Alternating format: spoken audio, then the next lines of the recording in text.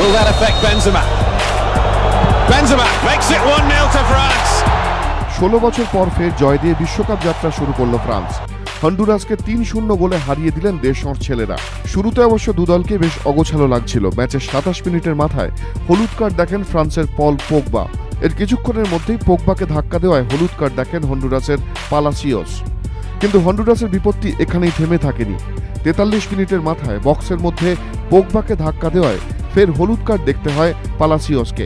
পরপর দুবার কার্ড দেখায় মাঠ ছাড়তে হয় তাঁকে। পেনাল্টি পেয়ে যায় ফ্রান্স। সেই সুযোগ পুরোপুরি কাজে লাগান ফ্রান্সের বেনজিমা। পেনাল্টি থেকে সরাসরি প্রতিপক্ষের জালে বল জড়িয়ে দেন তিনি। এরপর 10 জনকে নিয়ে খেলতে হয় হন্ডুরাসকে।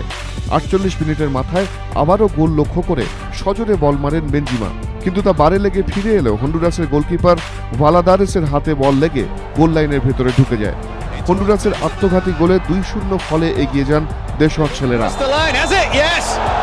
Karim Benzema gets a second goal for France.